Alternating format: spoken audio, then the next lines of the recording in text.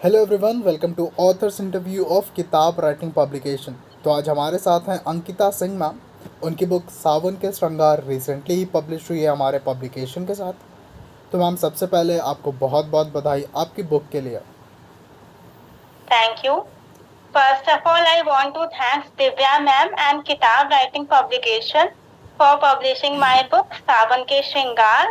And I also want to thank ma'am. She is my mentor and she helped me at every step for making manuscript and on process of publishing this book. All right ma'am. तो ma'am, आपकी book अब publish होकर market में आ चुकी है, आपको कैसा लग रहा है? बहुत अच्छा लग रहा है। जी मैम, आई वांट कि आप हमारी ऑडियंस को अपने फैमिली बैकग्राउंड के बारे में ब्रीफ करें।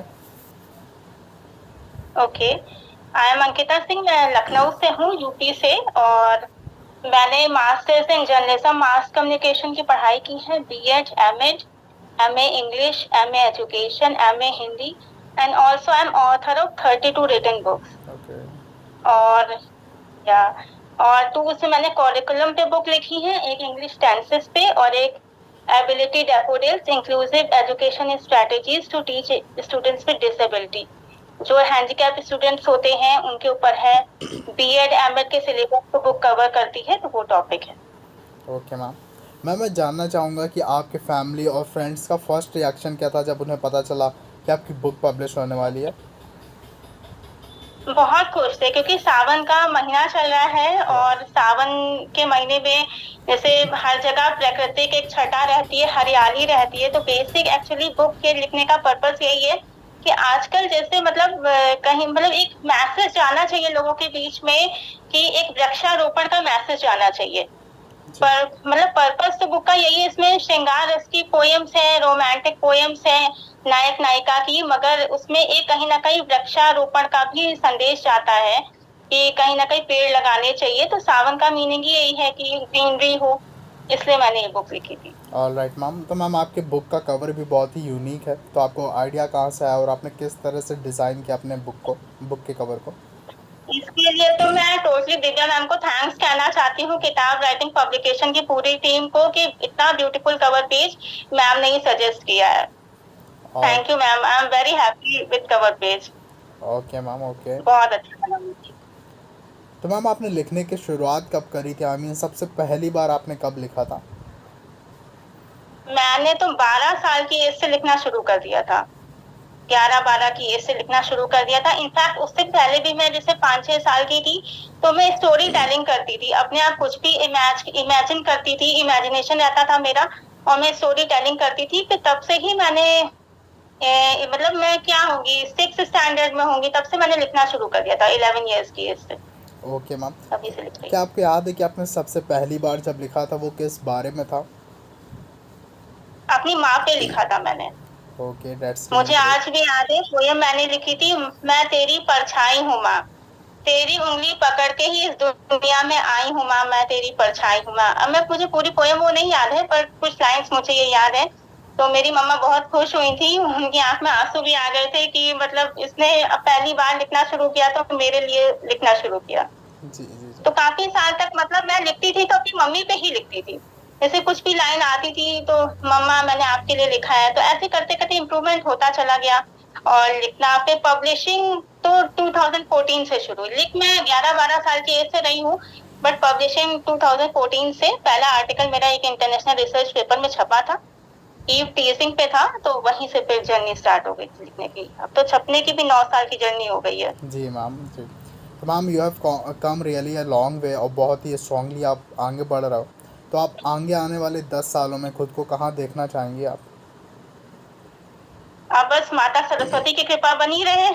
मुझे तो लगता है कि वो ही आके लिखवा जाती है, मैं क्या लिखती हूँ। और प्रेजेंट में विश्वास करना चाहिए, फ्यूचर में मैं क्या करूंगी क्या पता। हाँ, लेकिन मैं ये चाहती हूँ कि जब तक मैं इस अर्थ पे रहूं मेरी लिखने की जर्नी चालू रहे, मतलब मैं कुछ ना कुछ लिखती रहूं। Okay ma'am. एक लाइफ लॉन्ग प्रोसेस है, बहुत लंबी यात्रा है। जी जी, बिल्कुल मैम। तो मैम, आपका राइटिंग को लेकर शेड्यूल क्या रहता है? आप डेली बेसिस पर राइटिंग करते हो, वीकली, ओकेजनली, या फिर कभी कभी हाँ, कोई इस? पोएम्स का तो ऐसा रहता है क्योंकि वो तो भावनाएं होती हैं, तो वही वो आएंगी तो जब आपके मन में आएगा कुछ ऐसा विचार तो आप लिखोगे। लेकिन अगर मैं करिकुलम रिलेटेड बुक लिख रही हूँ तो मेरा शेड्यूल रहता है कि अगर मैंने अपने आप को 1 मंथ का टाइम दिया है, कि जैसे मैंने एक्टिव पैसिव वॉइस में अभी लिख रही हूँ, तो उसमें मेरा एक शेड्यूल है कि इतना चैप्टर मुझे आज ये कंप्लीट करना है, तो मतलब मैं अगर वो सुबह बैठूंगी तो शाम तक भी वो कंप्लीट हो जाना चाहिए। एक शेड्यूल रहता है मेरा लिखने का। Okay ma'am.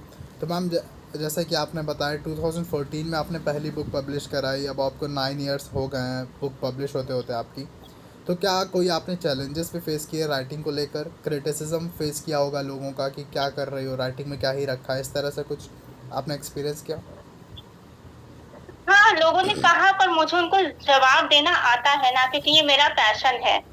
मैंने यूजीसी नेट की भी 6 बार जो है परीक्षा क्वालिफाई करी, तो लोगों ने यही कहा जब तुम टीचिंग फील्ड में जाओ ना, असिस्टेंट प्रोफेसर बनो, लिखो, मतलब बच्चों को पढ़ाओ, तुम ये लिख क्यों रही हो?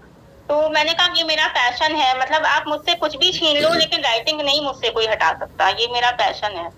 जी मैम। और भी वो मैम अच्छा रहेगा। जी जी मैम, सोसाइटी में हमारे कई लोग होते हैं जो लिखना जस्ट शुरू ही करते हैं और लोग उनको पीछे खींचना शुरू कर देते हैं, तो वो कहीं ना कहीं उनकी जर्नी में कहीं ब्रेक सा लग जाता है। तो उन लोगों को आप क्या कहना चाहेंगी, किस तरह से उनको मोटिवेट करना चाहेंगे?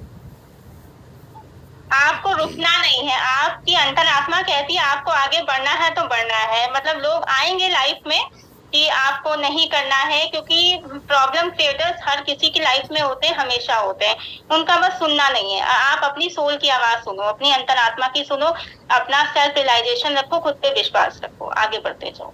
Okay ma'am. जरूरी नहीं है मंजिल मिल जाए, लेकिन रास्ता भी बहुत होता है, चलना ही जरूरी होता है।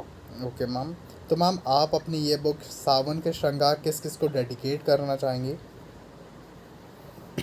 सावन मास को, बारिश को, बारिश का मौसम है, जी प्रकृति को, ग्रीनरी को। मैंने कहीं पढ़ा था कि 15 बिलियन जो ट्रीज हैं वो कट चुके हैं, जी मतलब रिसेंट कुछ इयर्स में 15 बिलियन ट्रीज कट चुके हैं। तो सोचने वाली बात है कि हर जगह कंक्रीट के आप लोग जंगल उगा रहे हो, मल्टीप्लेक्सेस बना रहे हो। कहीं मतलब आज की जनरेशन टेक्नोलॉजी बेस है, मैंने कभी नहीं देखा किसी छोटे बच्चे को सिखाते हुए कि बेटा एक पेड़ लगा के आओ, पेड़ में मतलब पौधे में पानी दे के आओ। ये बेसिक इनिशियल चीजें हैं, ये सिखानी चाहिए। तो ये कहीं ना कहीं इसमें बुक में है तो श्रृंगार दृष्टि, पर कहीं ना कहीं हिडन संदेश है कि आपको ग्रीनरी को बढ़ावा देना चाहिए, हरियाली आनी चाहिए। क्योंकि अब अगर ऐसा नहीं होगा तो 2050 तक अर्थ कहाँ जाएगी? मतलब हर जगह मल्टीप्लेक्सेस बनेंगे, बिल्डिंग्स बनेगी, तो एक ऐसा आएगा भाई ये नेचुरल रिसोर्स है, एक टाइम ऐसा आएगा जो क्रॉप्स कहाँ उगेंगे? भाई कोई एक फील्ड भी तो होनी चाहिए जहाँ खाने पीने का भी सामान हो, नहीं तो कैसे होगा? कहीं ना कहीं सप्लाई और डिमांड के इकोनॉमिक सर्किल पे असर पड़ेगा। जी मैम। मैम मुझे बहुत अच्छा लगा कि आपने नेचर के ऊपर एक बुक लिखी है, आप सभी लोगों को इंस्पायर कर रही हैं, मोटिवेट कर रही हैं हमारे नेचर का ध्यान रखने के लिए। Thank you. जी मैम, अगर आपको किन्हीं 3 लोगों के नाम लेने हो जिन्होंने आपको सबसे ज़्यादा इंस्पायर किया हो, जिनका सबसे ज़्यादा इम्पोर्टेंट रोल रहा आपकी राइटिंग की जर्नी में, तो वो 3 लोग कौन होंगे? एक तो माता सरस्वती जिन्होंने मुझे लिखना सिखाया, ओके। मेरी मम्मी, मेरे पापा, यही तीनों लोग हैं जिन्होंने लाइफ के हर मोड़ पे मेरा साथ दिया है और मेरी हर राइटिंग उनको डेडिकेटेड है। All right ma'am. मैम जैसा कि आपने बताया था कि आपने लिखना 12 साल की एज से शुरू कर दिया था, तो उस टाइम हमारी स्कूलिंग ही चल रही होती, तो अगर आपको स्कूल का इम्पोर्टेंस बताना हो तो स्कूल का क्या रोल रहा आपकी राइटिंग को इम्प्रूव करने में, आपको राइटिंग की जर्नी में यहाँ तक लाने में? बिल्कुल रहा, क्योंकि मैं जो थी एक लिटरेचर फ्रेंडली चाइल्ड थी। मतलब मुझे हिंदी लिटरेचर, इंग्लिश लिटरेचर बहुत अच्छा लगता था, और साइंस और मैथ्स तो मुझे आती ही नहीं थी। उस टाइम पे मेरा ऐसा था कि मुझे बिल्कुल नहीं आती थी, तो हमेशा मैं क्लास में मैथ्स वाले सर से हमेशा डांट खाती थी। मतलब कभी भी वो कहते थे ब्लैक बोर्ड पे आके क्वेश्चन सॉल्व करो, मैं नहीं कर पाती थी। तो ये एक मेरा हमेशा ड्रॉबैक रहा। और लिटरेचर की फील्ड में मतलब जैसे जब कभी क्लास में इंग्लिश की मैम आती थी, हिंदी की मैम आती थी, तो मैं सुनना चाहती थी वो क्या पढ़ा रही है। हिंदी में जैसे मुंशी प्रेमचंद्र हैं, निराला जी हैं, इन सब की कविताएं बहुत अच्छी लगती थी। मतलब मैं इंग्लिश में जूलियस सीजर है, सब बहुत अच्छे से मैं पढ़ती थी। बट मतलब मेरा मैथ साइंस से कोई सरोकार नहीं था। तो मैं आज कहना चाहती हूँ कि इंग्लिश की टीचर और हिंदी की टीचर्स ने मतलब मेरा बहुत अच्छे से एक मतलब एक जो कहते हैं ना एक सीड, मतलब आपने एक पौधा उगाने में एक हेल्प करी है, तो उन लोगों ने मेरी हाँ हेल्प करी है। वहीं से बेस क्लियर होना शुरू हुआ राइटिंग का। क्योंकि आजकल तो ऑब्जेक्टिविटी पे ज्यादा ध्यान देते हैं कि हर चीज ऑब्जेक्टिव पेपर्स या एमसीक्यू टाइप्स आते हैं, तो कहीं ना कहीं मुझे ऐसा लगता है कि मतलब बच्चों में ये भी सब्जेक्टिविटी का भी कॉन्सेप्ट, इमेजिनेशन, ओरिजिनलिटी, फ्लुएंसी और सब्जेक्टिविटी, ये भी कहीं ना कहीं मतलब डेवलप करना चाहिए स्कूल्स को, ऐसा मुझे लगता है। जी बिल्कुल मैम। आपकी मैम 32 बुक्स पहले ही आ चुकी हैं और अब मुझे पता है कि आप अभी रुकने नहीं वाले हो, आपकी फ्यूचर में भी बुक्स बैक टू बैक आने ही वाली है। तो मैं जानना चाहूँगा कि आपकी फ्यूचर बुक्स किस टॉपिक्स पर, किस बारे में होने वाली है। देखिए पोएम्स की तो मैं हमेशा, जैसे मैं पोएम्स का एक सेट बना लेती हूँ, मेरी पोएम्स लिख जाती हैं तो मैं उनको पब्लिश कराती हूँ। बाद बाकी मैं करिकुलम ओरिएंटेड बुक्स पे फोकस कर रही हूँ। रिसेंटली मैं एक्टिव पैसिव वॉइस पे काम कर रही हूँ इंग्लिश का, और क्योंकि मैं इसकी एजुकेशन की फील्ड से हूँ, तो जैसे एमएड स्टूडेंट्स के लिए, बीएड स्टूडेंट्स के लिए करिकुलम ओरिएंटेड बुक्स मुझे आगे और भी मतलब लिखना है। Alright ma'am. तो मैम आपका इस इंटरव्यू के थ्रू क्या मैसेज रहेगा हमारी ऑडियंस को? यही रहेगा कि आप लोग अपने लिखने में, पहली बात तो जैसे जो लिखने वाले लोग हैं लिखने में फोकस करें, और जैसे जो क्रिएटिव थिंकिंग का ही पूरा प्रोसेस है लिखने का, तो उसमें फ्लुएंसी, ओरिजिनलिटी और इलेबोरेशन, ये सब जो जितने भी क्रिएटिविटी के डायमेंशंस होते हैं, नोवेल आइडियाज होते हैं, तो इन सब पे फोकस करें और अपनी सब्जेक्टिविटी पे जरूर ध्यान दें। क्योंकि ये कहीं ना कहीं ऑब्जेक्टिविटी होती है, जो 2 लाइनर क्वेश्चंस होते हैं, एमसीक्यू टाइप होते हैं, तो कहीं ना कहीं अंदर से सब्जेक्टिविटी नहीं आने देते हैं। तो कहीं ना कहीं एस्से राइटिंग, मतलब अगर स्टूडेंट्स करें तो एस्से राइटिंग या कुछ भी शॉर्ट स्टोरीज, इन सब चीजों पे थोड़ा सा फोकस करना चाहिए, स्कूल्स को ये भी सिखाना चाहिए। Alright ma'am. मैम आपकी कई बुक्स आ चुकी है, तो मैं आपसे चाहूँगा कि आप हमारी ऑडियंस को, यंग राइटर्स को जिन्होंने रिसेंटली लिखना शुरू किया, उनको कुछ टिप्स दे दें जिससे वो अपनी राइटिंग को इम्प्रूव कर सकें। ओके, सबसे पहले तो ओरिजिनलिटी बना के रखें कि कहीं से कोई भी मैटर किसी का कॉपी नहीं करना है। क्योंकि बहुत से मैंने राइटर्स देखे हैं, जैसे एंटीलॉगीज में भी आते हैं कि खुद की ही पोयम है, एक पब्लिश, जैसे किसी एक पब्लिकेशन हाउस ने एंटीलॉगी निकाली, वहां भी वही पोयम दे दी, दूसरी जगह भी वही दे दी, तीसरी जगह भी वही दे दी। तो आपको अगर भले ही आप 4 लाइन लिखो, 8 लाइन्स लिखो, बट ओरिजिनल रखो, क्योंकि उससे जितना आप और अच्छे से उसको लिखोगे, अंदर से और सोचने की कोशिश करोगे, उतना ही आपका ज्ञान आगे बढ़ेगा और इमेजिनेशन पावर आपकी आगे बढ़ेगी। तो उसमें एक इमेजिनेशन पे, नोवेल्टी ऑफ आइडियाज पे, न्यू आइडियाज पे बिल्कुल ध्यान रखना है। क्योंकि ये तो डाइवर्जेंट थिंकिंग का मैटर है, ये कोई आप उसको एक छोटी सी जगह पे बांध के नहीं रख सकते। नदिया की धारा है, बह रही है तो बहती जाएगी, चाहे कहीं तक भी जाए, जी रुकना नहीं है बस। जी मैम। तो मैम आपका ओवरऑल एक्सपीरियंस कैसा रहा हमारे किताब राइटिंग पब्लिकेशन के साथ? बहुत अच्छा, बहुत अच्छा। Divya ma'am is so good, good nature, friendly attitude बहुत अच्छी है। In fact I can say she is a mentor, कि इतनी यंग एज में उन्होंने इतना अच्छा पब्लिकेशन हाउस उन्होंने शुरू किया। हम लोग तो इतनी छोटी सी एज में सोच भी नहीं सकते थे, आज से थोड़े साल पहले, कि जस्ट 20 इयर्स की एज में पब्लिकेशन हाउस शुरू करना मतलब सोचने वाली बात है। And she is, I am so lucky to have her as a mentor. Kitab writing publication बहुत अच्छा पब्लिकेशन है। मेरा एक्सपीरियंस ओवरऑल बहुत अच्छा रहा है किताब पब्लिकेशन, राइटिंग पब्लिकेशन के साथ। जी मैम। मैम हम चाहेंगे कि आपकी फ्यूचर में आने वाली सारी बुक्स हमारे ही पब्लिकेशन के साथ पब्लिश हों। बिल्कुल। जी मैम। तो मैम क्या आपके माइंड में कोई ऐसी चीज़ है, कोई सजेशन हो हमारे लिए जिसे हम इम्प्रूव कर सकते हो, जिससे हमारी सर्विसेज, हमारा पब्लिकेशन और बेटर हो सके? आपके माइंड में कोई भी सजेशन हमारे लिए? बहुत अच्छा लगा, मुझे तो सारी चीजें अच्छी लगी, क्वालिटी अच्छी है। और इनफैक्ट जैसे कि मुझे कवर डिजाइन, मैंने तो सोचा भी नहीं था कि इतना अच्छा कवर डिजाइन मिलेगा। मुझे सबसे पहले कवर भेजा गया, मैंने कहा ये तो एक बार में मुझे पसंद आ गया। तो ओवरऑल आपके साथ मेरा पब्लिकेशन एक्सपीरियंस बहुत अच्छा रहा है, और ऐसे ही जर्नी आप लोग की भी अच्छे से चलती रहे। God bless you all. ऐसे ही आगे और भी इम्प्रूव होता रहेगा। और बहुत अच्छा, मुझे तो सारा एक्सपीरियंस बहुत अच्छा लगा किताब राइटिंग पब्लिकेशन के साथ। Alright, thank you so much ma'am. Ma'am मेरा लास्ट क्वेश्चन एक और रहेगा, लाइक अभी आपकी बुक आई है, सावन के ऊपर है, सावन के श्रृंगार, नेचर के ऊपर है।